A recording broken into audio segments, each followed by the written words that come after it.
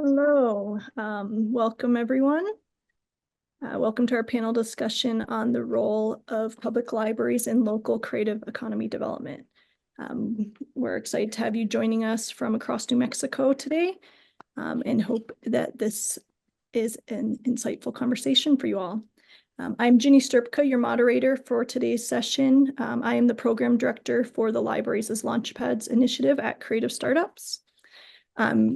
At Creative Startups, we've been working with libraries for many years, as cornerstones in our communities and accessible centers for knowledge and learning.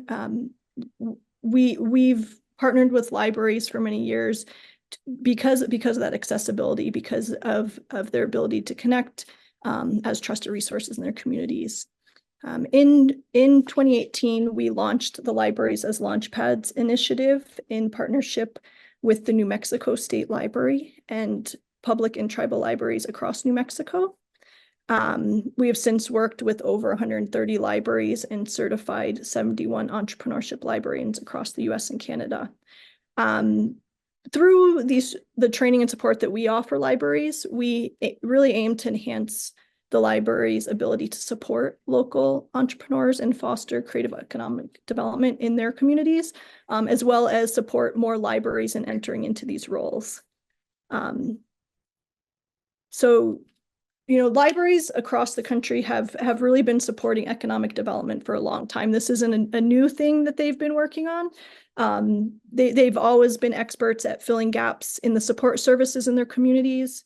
I think more recently, what I've noticed anyways, is that as our society continues to move more and more virtual, with all of the information we could ever hope or more than we could ever hope to find at our fingertips, there's been more questioning of, what is the value of libraries and do we really need them?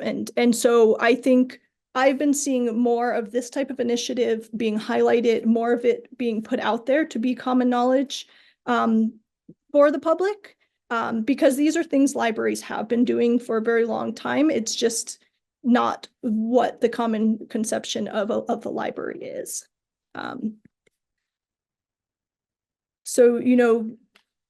Today we're going to really dive into this, looking at the support that libraries offer in terms of, from supporting local startups and entrepreneurs to fostering community engagement and cultural development.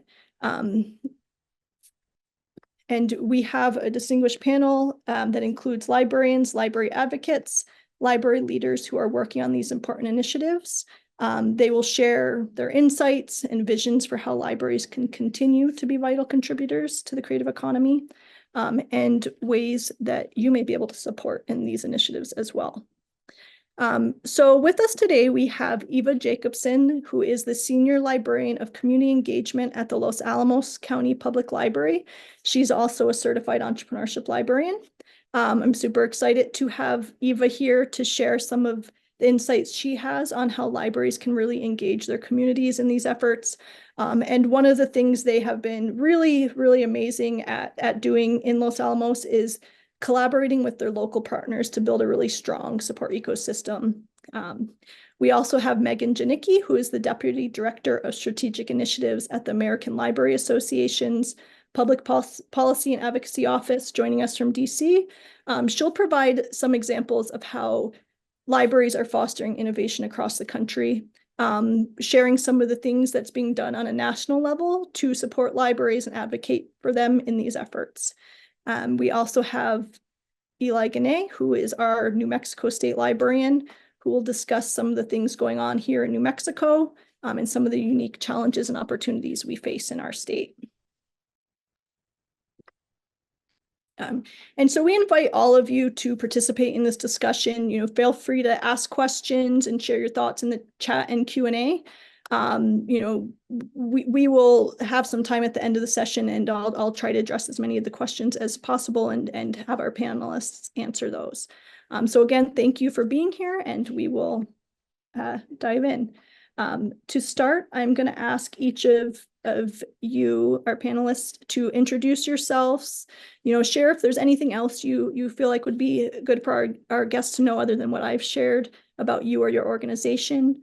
along with a little bit about your vision on the role of libraries in the creative economy. Eva, let's go ahead and start with you and your vision for Los Alamos.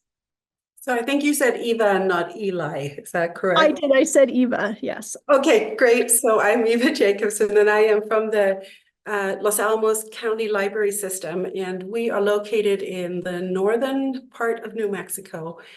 And we are a small to mid-sized library with 2 branches. And I am mentioning this very specific because our size does dictate that we have to be very deliberate about how we use our resources.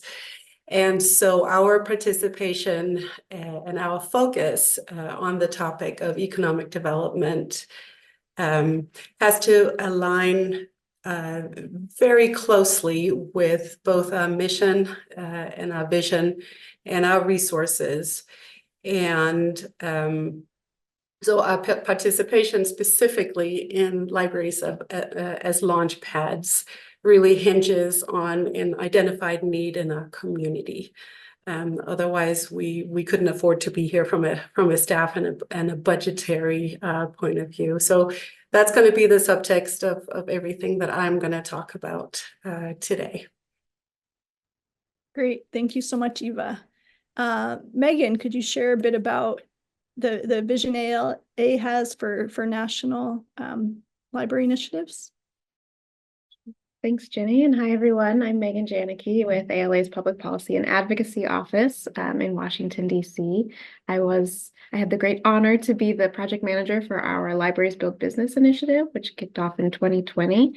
And what we're doing now with kind of the findings and impact of that project, as well as what we've learned from the work of libraries and workforce development, economic opportunity, and small business development across the country is trying to make those connections to decision makers and stakeholders kind of at the national level, as well as within state and local governments, because economic opportunity is good news on both sides of the aisle. Everyone loves to hear how to create these thriving local economies.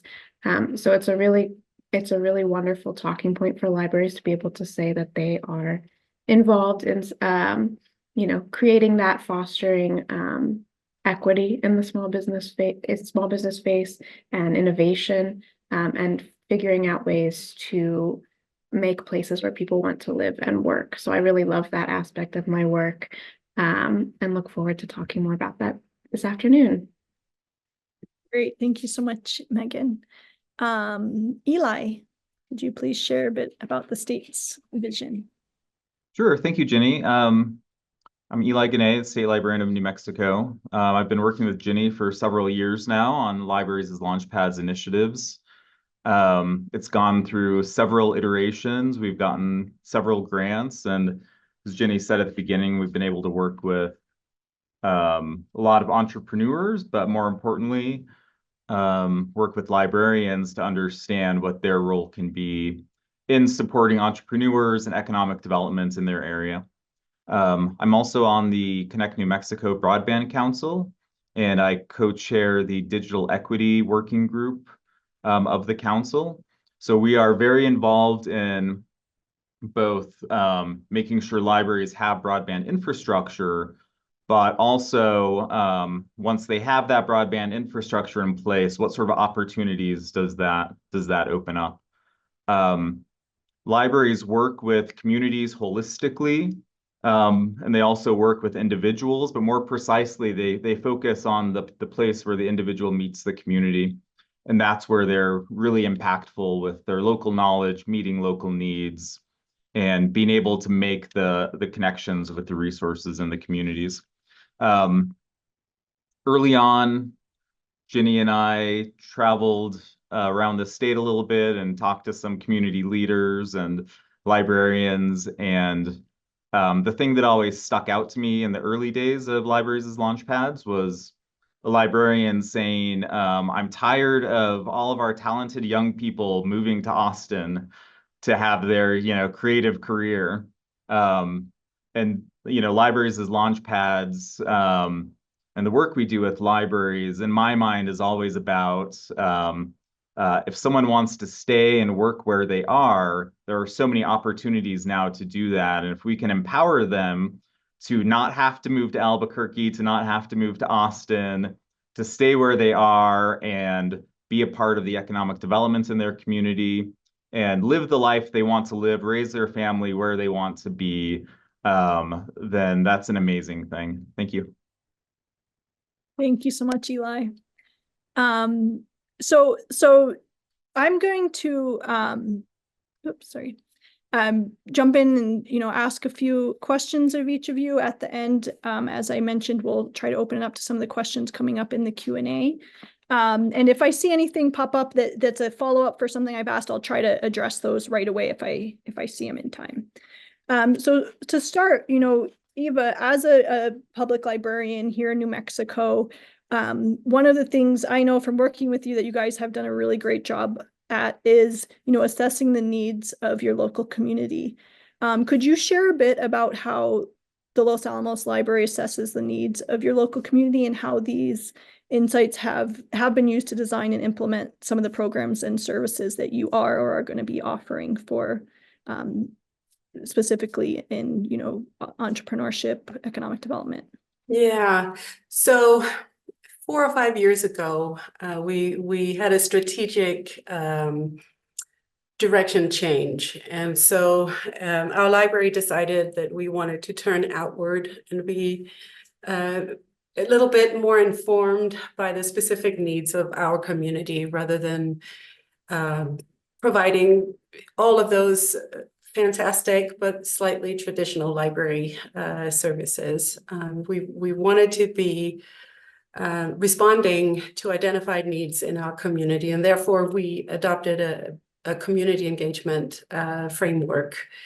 And to get us underway with what that would look like for us, we participated in the Harwood method, which is a method by which you go out in your community and do a lot of interviews from a specific set of questions. And long story short, it was a long and involved process, but in conjunction with strategic planning and what we knew from all of our program attendance numbers and all of our reference numbers, all of our statistics. What we learned was that there were 5 different areas that our community were concerned about and where there were identified needs that we could potentially think about filling. Incidentally, the one need that was expressed heavily and over and over and over again was that this was a community that was really hungry for entrepreneurial and small business resources. The funny part of that story was that at the time, so this is about 4 years ago, that was the one need where we felt like we had no role to play, right? And so we felt that outside of developing collections and traditional services around business resources, we really couldn't see how we fit into the local ecosystem. And so we set it aside and knew it existed, but sort of moved on to concentrate on other avenues. And then we became aware of libraries as Launchpads. And that was my moment where I pulled that project back out and dusted it off and said, well, maybe I need to educate myself on what else we could do. And so it was really the Harwood method in conjunction with all of the community assessments that we do in every strategic planning cycle that led us not only to this identified need, but also to kind of figure out that we had some tools and we certainly had a role to play in addressing some of these needs. So this was not a project we just jumped on because it sounded cool. This was really a project that was informed by what our community were telling us. And that goes back to my earlier point, which is we are a smaller library and we can't possibly go in go down every avenue. We have to be very deliberate in how we pursue new services.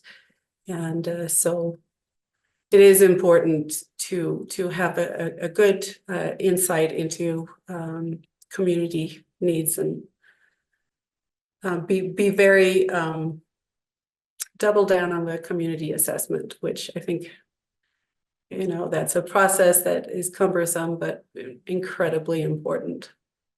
Great. Thank you so much, Eva. And this is something we've definitely seen in New Mexico, because so many of our libraries are small libraries. One of the things, that us at Libraries as Launchpads has been focusing on is how to make that easier for some of these small libraries that do see a need. Megan, you spoke a little bit about the Libraries Build Business Initiative, and I know you have developed a lot of resources for libraries to help support them in this role. Could you share a little bit about what is being done, with ALA and on a national level to support libraries in serving entrepreneurs and small businesses in their communities? Yes, absolutely. Yeah, so ALA ran a grant program for about 2 years, starting in 2020, called Libraries Build Business, which was a national cohort, 13 public libraries from around the country, representing communities of all kinds. So large and urban, such as Los Angeles Public, to small and rural, like Topsom, Maine, Independence, Kansas. Like Ginny mentioned, the majority of the U.S. libraries are small and rural. That means really small staff. That means really small budgets. So something that we wanted to do with that initiative was to demonstrate that any library, no matter the size or budget, can and should support their small business community, both aspiring entrepreneurs and existing established businesses. So we put together collaboratively with the participating libraries, the Libraries Build Business Playbook, which is a free resource. It's a downloadable PDF on our website that anyone is welcome to peruse and contact us. And we still run a community of practice. So we have a monthly Zoom meeting, as well as a Slack discussion board for people to get together and chat. The best thing about the Libraries Build Business Playbook is that it's the people that were involved in creating it are still very active in the community, and they're still iterating on their programs and developing new programs and figuring out how to best serve the needs of their entrepreneurs. So they're still there. They're still able to chat with folks that are just getting started, or continuing to grow and scale in that space.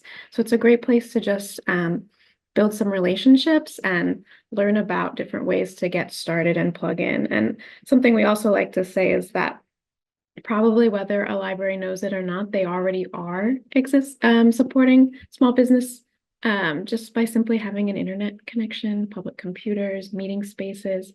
A lot of the smallest entrepreneurs, those are the things they need: a place to print off their flyers, a place to get on Facebook and make their marketing announcements about what they're selling or their service that they're providing, or maybe just a one-to-one session with a librarian about how to set up that Facebook account or do a Zoom call. So those things are things that libraries do every day. And that's a place where you can start. And in that case, the thing that small libraries can do to support entrepreneurs is just to make sure that entrepreneurs know that they're welcome in the space, and so to do a little bit of outreach. Thank you, Megan.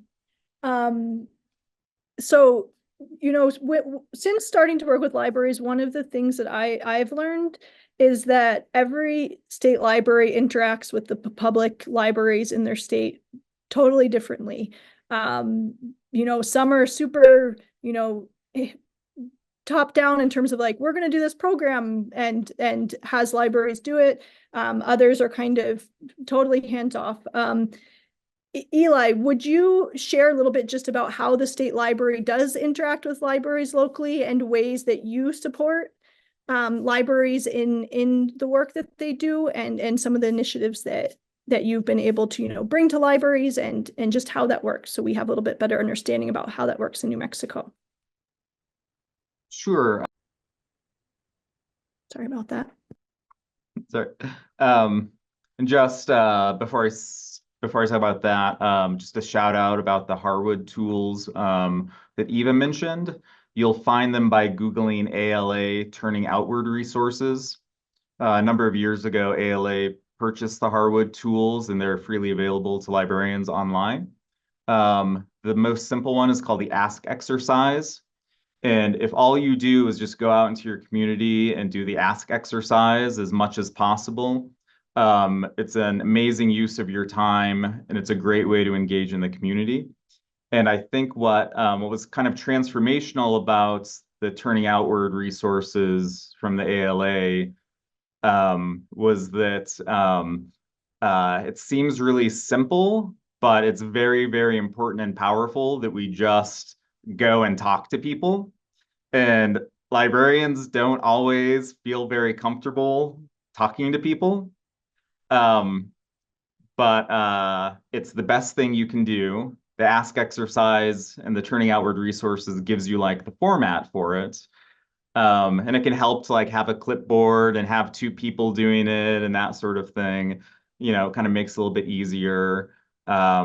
It helps to, when you're talking to people, say, I'm from the library, because they get very nervous when you approach with a clipboard. But just saying, I'm from the library, we're doing some planning, a strategic planning, or we're trying to learn more about our community. What you will find very quickly, after you do it a couple times, it's, you know, kind of scary at first, is people love to talk about their community. People love to talk about their lives. And it's as if they've just been like waiting their entire life for someone to ask them, you know, what they're trying to accomplish, what, you know, what kind of community they want to live in. It's like there's hardly ever even a pause. It's like, oh, I have all this stuff in my head and someone's finally asking me about it. So just go do it. In New Mexico, every state is very different. In New Mexico, we have all independent libraries. So we have about 103 public libraries right now. With branches, it's 134, I believe, right now. They're all independent, so we don't have library systems. So it makes it a little bit more difficult. We're very geographically spread out. Our state library provides a lot of funding to libraries, and we provide consultancy services. A lot of times, you know, I'm just kind of make myself available to help out, and my library development staff can help out as needed. And then we have cool initiatives like libraries as Launchpads. We're working with the USDA Distance Learning and Telemedicine grant right now. And we usually work through the library directors to get information out. So, you know, the geographic aspect of New Mexico is quite difficult. It makes things very difficult because everyone's so spread out, and everyone's very independent. And so we don't have those like regional systems that other states do. So where one state might have regional initiatives, or a library system in an area can coordinate initiatives, we're doing everything sort of on a statewide basis. It makes it pretty difficult. That geography is definitely a big challenge. We have, as was said, primarily small rural libraries. They have in some ways an advantage because they know the librarians know such a high percentage of the people in those small communities. And they know all of the resources that are available. So it makes it, in a lot of ways, easier to connect the dots. So, you know, someone will be, as Megan said, like it's already happening, whether you know it or not. You know, a librarian will be chatting with someone or overhear someone say something, and they can say, oh, you know, there's this resource, or there's this person in the community. Oh, I heard that you need advice on trademarks. There's this person in the community that knows how to do that. It's like in small communities, the dots can be connected very easily. in big urban areas, there are a lot more resources available. And I remember talking to the previous Albuquerque public library director, and I was kind of asking him, like, do you think, do you think libraries as launch pads is necessary in a big urban area where there's already so many resources? And he said, oh yeah, because like there's so many people that don't feel comfortable going to like an incubator. Like they feel like they need to wear a tie or something to go get their entrepreneurial supports or their small business support.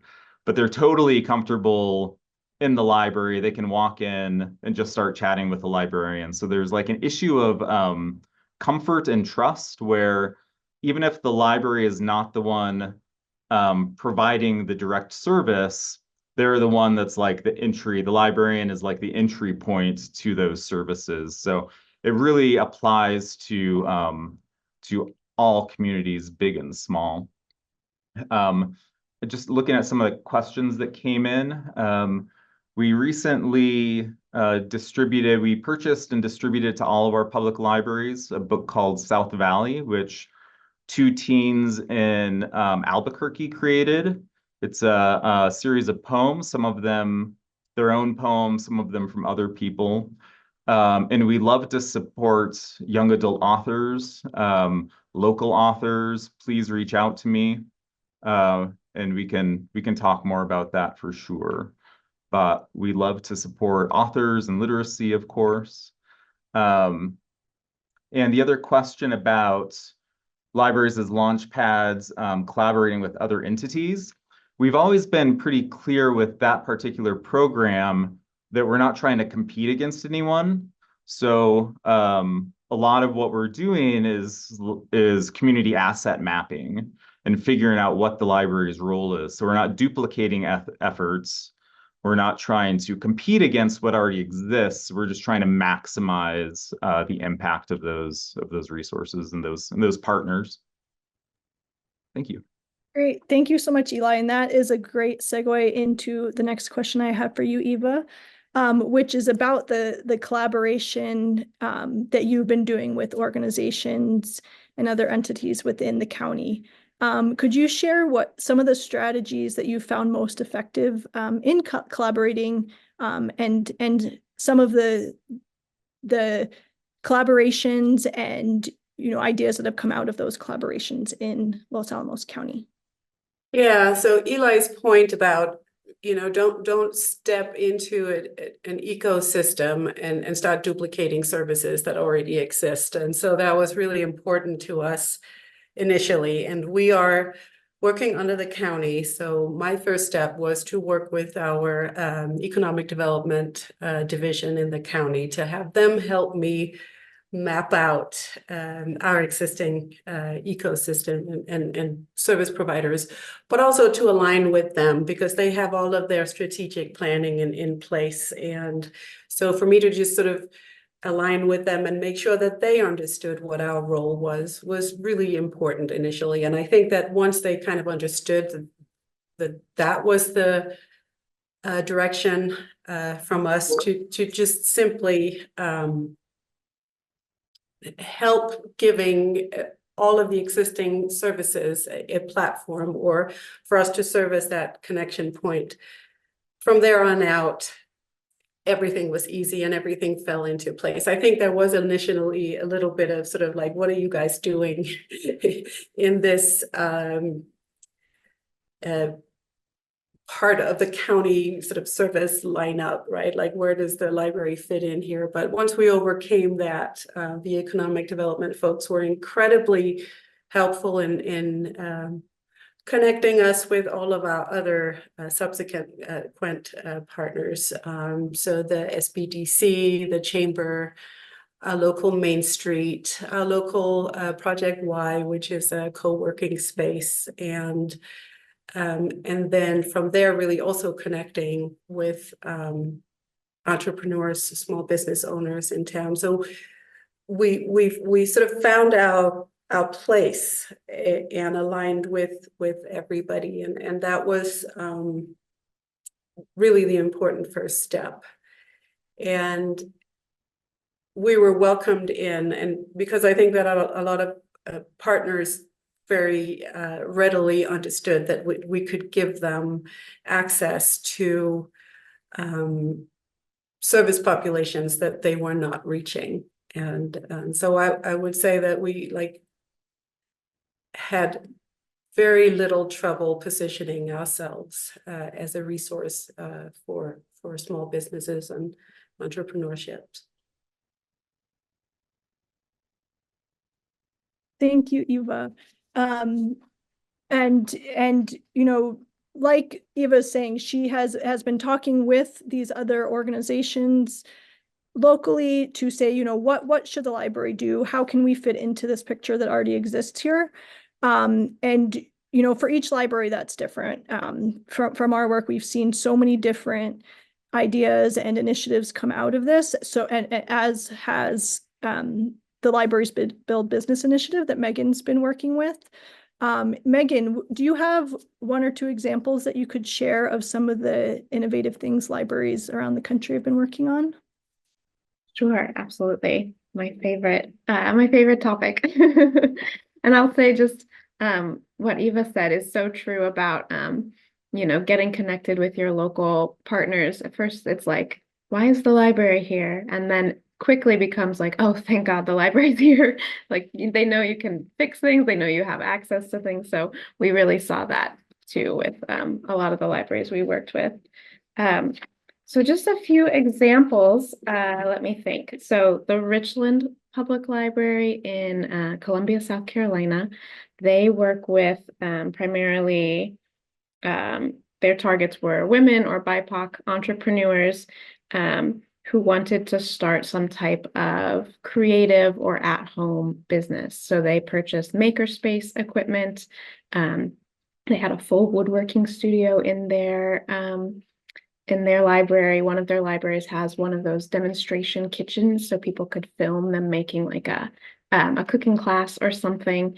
They have camera equipment and lighting equipment for checkout, gardening equipment for checkout, all kinds of really thoughtful things in the makerspace, as well as an entrepreneur in residence that takes appointments. So they contract with a local entrepreneur for something like 10 hours a week, and they give that person an office in the library, and that person can take one-to-one appointments with people who are just starting out and have questions about getting a business off the ground. They also run programs for library or for small business owners, and that really helps build that sense of community. So something that a lot of the libraries found was really important was kind of a networking component. So for small businesses, especially those just getting started out, to have a place to talk to one another and learn about some of the challenges, some of the things they were thinking about, you know, make some connections. So that was really helpful. The Los Angeles Public Library focused on immigrant street vendors. So people that wanted to make, to do like street vending businesses, often food or food trucks in Los Angeles. Many of those people, almost predominantly, were new Americans and people that didn't speak English. So they offered basic English for business English classes, how to use things like Square and credit card payments, street safety, basic vending tips. And again, that cohort model to get people a place where they would know some of the other people kind of working in that industry and have peers and companions. The Central Arkansas Library does, again, a makerspace. So they have sewing machines and creative equipment, and then they have a retail shop.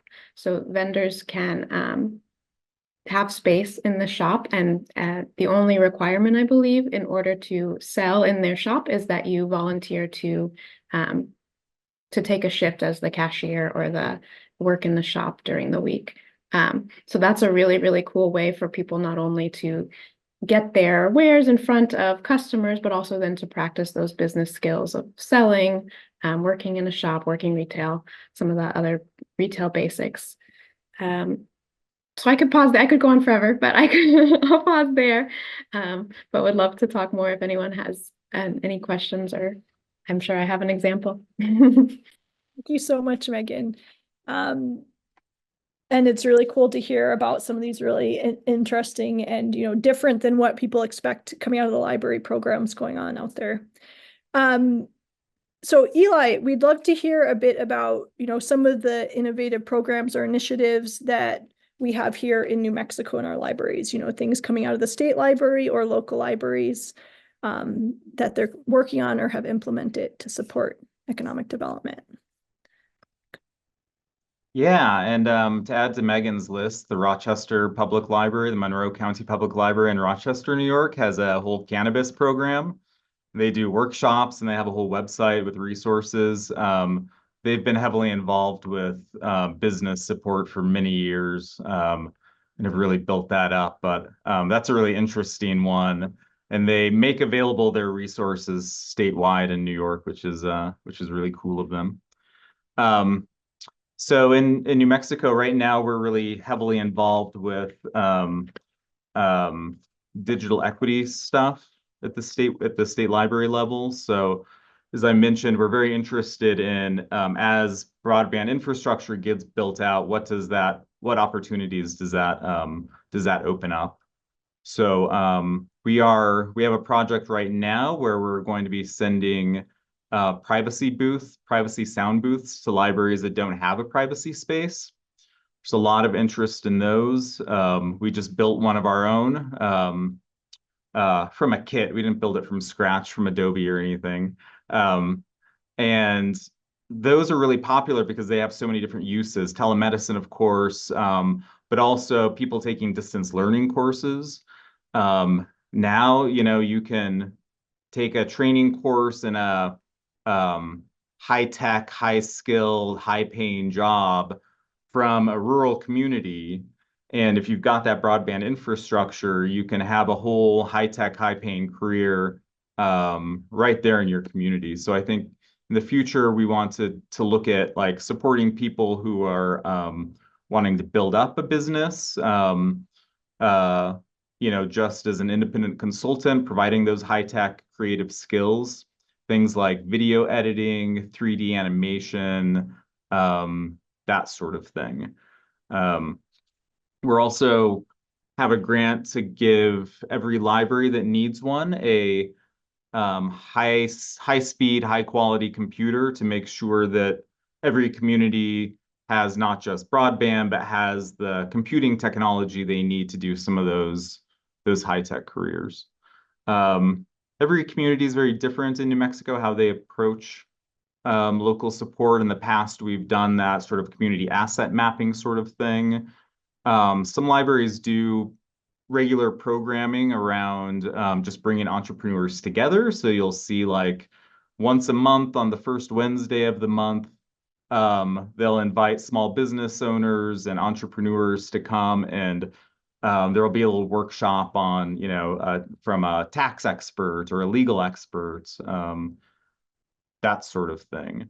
It's really cool working with libraries as Launchpads, because Ginny oftentimes invites me to be a judge on the pitch contest that we like to do. So when the librarians or the entrepreneurs, whether we're working directly, we tend to work more directly with librarians these days, but we've kept the model of having a pitch at the end. So you kind of present everything you've learned as a pitch for what you're going to do. And those are super fun because they're all so different. And you can see how with a little bit of knowledge and a little bit of understanding of the library's role and a lot of community engagements, every library can really pitch like what they're going to do to support their local business owners and their local economies. And we also get to hear a lot of like great ideas from entrepreneurs that I remember one was doing a mobile bike repair. So if your bike breaks down while you're out on the trail, you'll call and he'll show up and fix your bike. I remember one where it was an artist who would who did splatter painting, I think, in the back of a trailer, and he had a whole like, you know, you could like have a birthday party where you make splatter paints.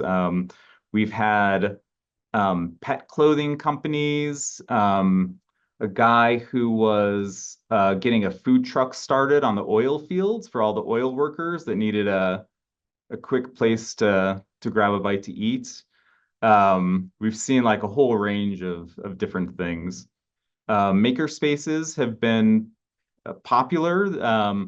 A lot of sort of the maker spaces stuff has kind of shifted over the years. So we see fewer, we still do see like 3D printers in libraries, but we also see like laser etching is pretty popular. Things that can help with like branding, software tools for graphic design, or for learning those high-tech skills.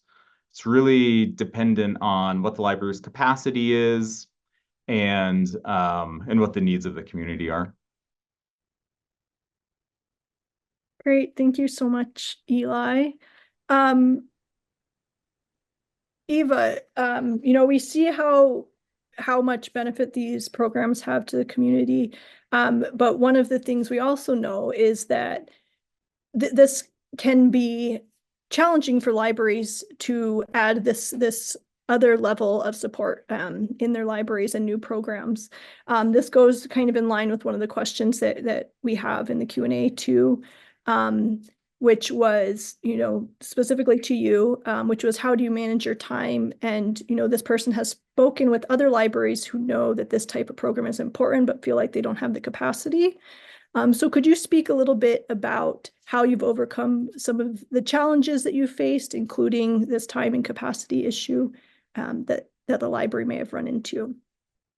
Yeah, it really goes back again and again and again to being in alignment with what your community has already told you, and you already know that they need from you. And as Eli is talking about all of these projects or all of these ideas from across the state, I think librarians, because we are so curious, that's why we're librarians, we want to do it all.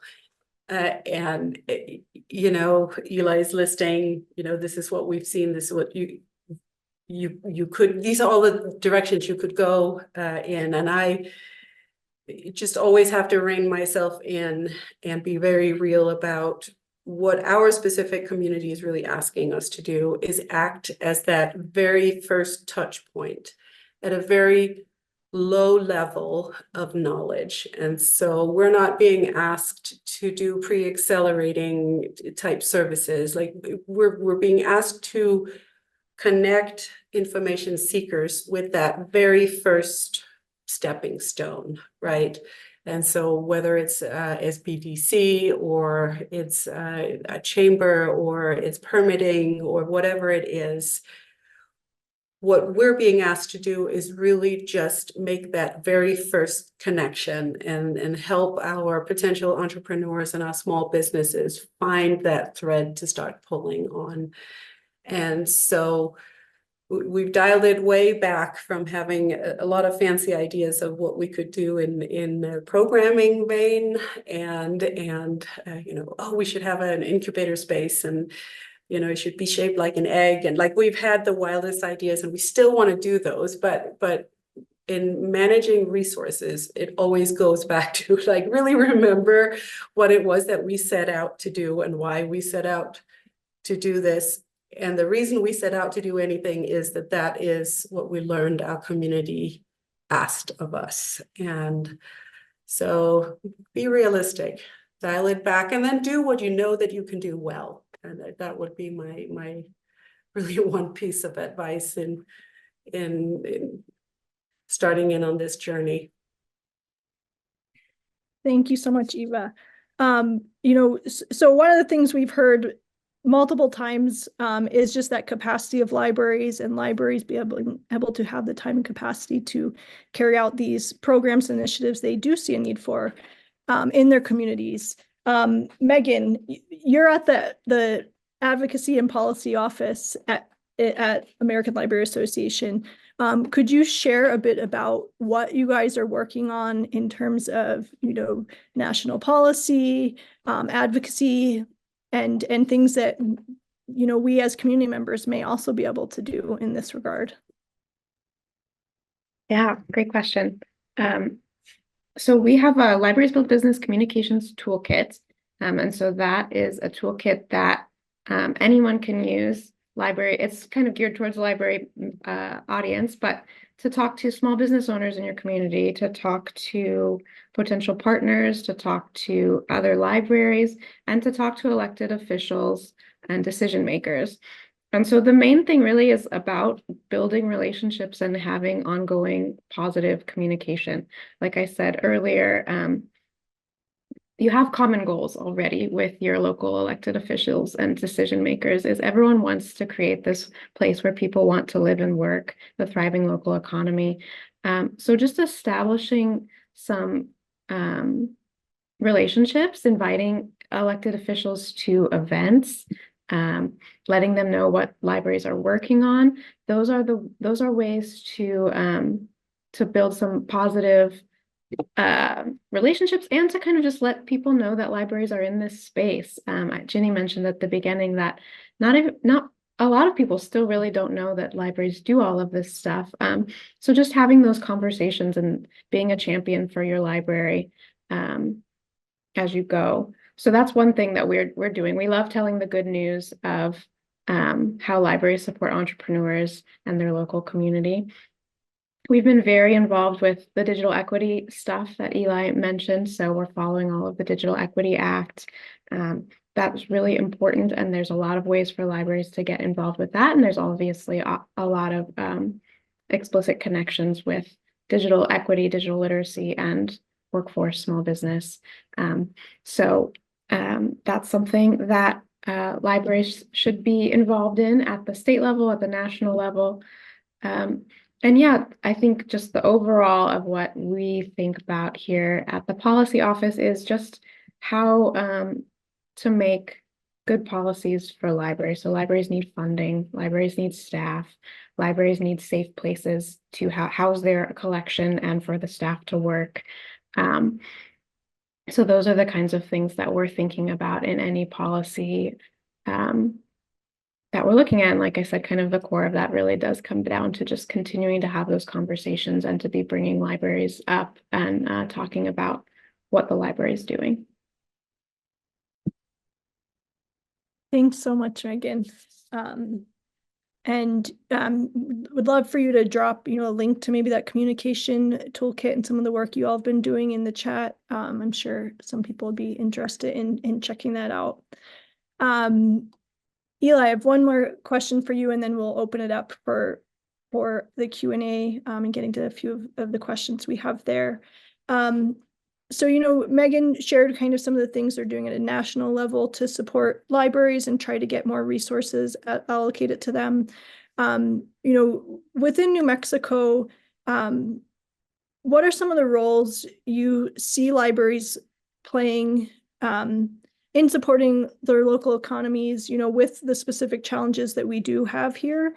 And in what ways is the state able to support with that? What are some of the ways the state can support? Is it through advocacy? Is it through more funding? What are things that you are doing and can do at the state level? So funding helps, of course. Funding helps a lot.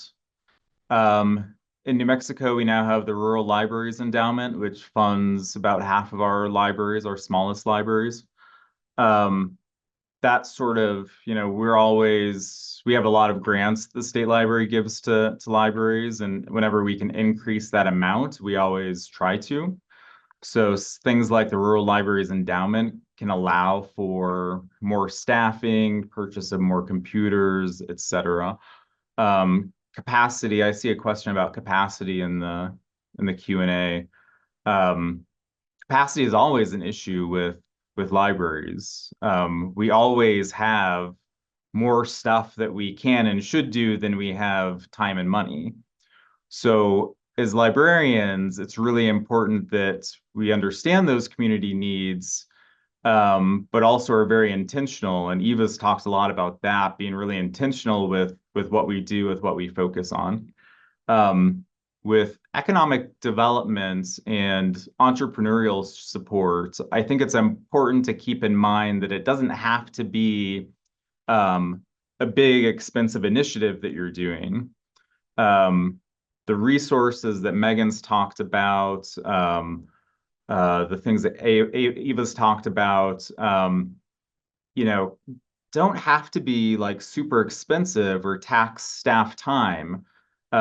Like just understanding what your role is, getting to know your community really well, and just being cognizant of your role as a connector, as an entry point and a connector, is just hugely important and doesn't necessarily tax your capacity. So I wouldn't want anyone to think that like the way that if you're not able to build like an expensive maker space and hire extra staff to staff it, that you can't do anything. You know, start with the free stuff, which is just working, you know, building up partnerships in your community, getting to know your role, using the free resources that are available to understand that role. And that's just, you know, can be hugely, hugely impactful. And I can't remember what your question was, Ginny. Did I answer it? Yes, I believe that you did. I know, I think, you know, one of the big questions, I guess, which you did address, but just, you know, how the state library is able to support in this, given your role and the way you work with the libraries. You know, the last couple of years we had CARES Act money and ARPA money from the federal government, which we passed on almost entirely to the libraries. And that sort of like windfall money allows libraries to do things that, you know, they've always wanted to do. So I think it's good as a librarian or a library director, especially, to always sort of have in mind like what your aspirational goals are. You know, I remember you know, talking to libraries that used the when they were closed during the pandemic, they used that opportunity to do things like build a community garden next to the library and that sort of thing.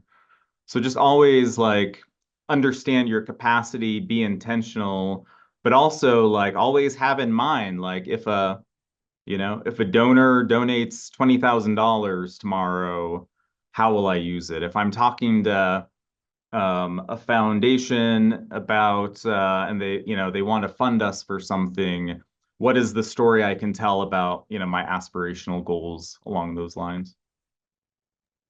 Well, thank you. And another thing that I know you have been really great at with the state library is just applying for grants. That's what we've worked with you on a lot, is just applying for grants that then one of the things we always try our best to do is, you know, have some sort of funding that does go towards libraries to be able to implement some of the work that we've been discussing with them. And the state library, you guys at the state library have really been a great partner in supporting us with our work, in supporting libraries locally as well as nationally with the MLS grant that we currently have. So we really appreciate the partnership that we've had with you all. So opening up, we have a few minutes here for questions. If anyone else has some, please feel free to type in the chat. I think one of the questions that we addressed to some extent, you know, that Cecilia typed in is, you know, Cecilia sees a huge opportunity for libraries to serve as connectors and navigators especially in our rural and tribal, for our rural and tribal entrepreneurs. How can other entrepreneurial support organizations support this effort?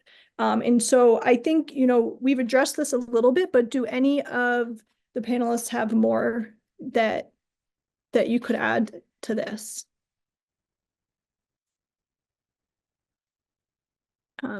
Maybe Megan in particular, do you have any examples of, you know, partnerships that you've seen libraries have with other support organizations that really stick out to you? Yeah, definitely. one of the cohort libraries in Libraries Build Business was the Yakima Nation Library in Washington State. So I have a little bit of experience of seeing how they leveraged their community and worked with folks. And I think for tribal specifically, a lot of what was really successful was relying on kind of the local community, again, the knowledge. So setting up like ways for people to reach out to one another or like talk about what they already can't have and what they can offer. So I think in really small communities, it's maybe not partner groups, because if we're talking about like a remote area, often the library is the only, that's kind of what's so great about the library is it exists there in the community and people can go there for social services. So trying to figure out what people can do and what they can offer. So asking like a local tradesperson to run the business program, to like offer a workshop, or to get people to run a workshop on like how to do a specific trade. That was something specific to the tribal community. And thinking more about like larger scale partnerships and how people can partner with the library, I think like co-locating services is a really cool model. Getting, the libraries have space, they have meeting spaces, they have people come in there all the time looking for information. So having partners that can be there, be present during the day. Maybe a library can offer a table where people can meet you. I'm kind of blanking on the question here. How can other entrepreneurial support organizations support the effort? Right. So thinking about just what the library already has, and I think it was Eli that mentioned earlier that the library does a lot of work to make sure that we're not duplicating services that exist. So I think just the same thing, like having conversations, seeing what the library is offering, seeing if you can provide programming. Libraries will love that kind of thing, and the mutual cross referrals, outreach, that kind of thing. I feel like that was a little all over the place, but I was just trying to think off the top of my head here. That was great. Thank you so much, Megan. And, one of the things I've seen here locally in New Mexico that really relates to that co-locating services up in Cuesta. They recently expanded their library and they partnered with a new organization, the Cuesta Business Bridge, who is housed in the library. And so I've been in touch with the library there for a while, and they've always been interested in doing something, but didn't feel like they had the in-house capacity to offer support or have someone trained to be able to, do that whole mapping and have the time to do all that. So they have since partnered with the Cuesta Business Bridge, who works to offer, either virtual, like if there's something going on in another area within their region. They do a lot of stuff in partnership with organizations out of Taos, which is a bit bigger, to when they have something going on, having it hosted virtually in their library. They also work with the SBDC out of Taos to come up and do office hours occasionally.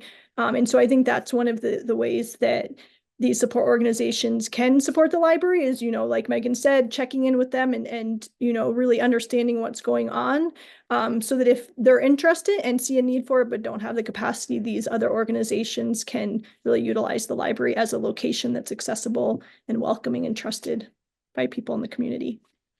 We have about a minute left. Did anyone have any thing else they'd like to add to that, or another question we'd like to address quickly? Megan mentioned the Digital Equity Act. New Mexico will be releasing subgrants notice of funding opportunity probably in August for the capacity grant round, and then our working group will be helping to create resources for the following year for the competitive grant process, where libraries and organizations could apply directly for that money as well. So I do think digital equity touches all aspects of life now, but there's also a heavy creative economy aspect to digital equity. And just real quick for Cecilia's question about outreach. In New Mexico, my library development staff know sort of the libraries fairly well and sort of which libraries might be willing and in a good position for a program like Libraries as Launchpads. So we try to work with libraries that we know will really take off with it. And it's just good, it's good to know sort of which libraries and which library directors are interested in things like economic development, which many of them are. And then we just go for like geographic reach, oftentimes, make sure we're hitting all parts of the state. Great, thank you so much. Thank you all for joining. Thank you, Eva, Megan, and Eli for joining and sharing all your wisdom and experiences with us. I'll drop my email in the chat if anyone present has any questions or would like to be connected with any of the panelists today. I'm more than happy to do that for you. So thank you all for joining.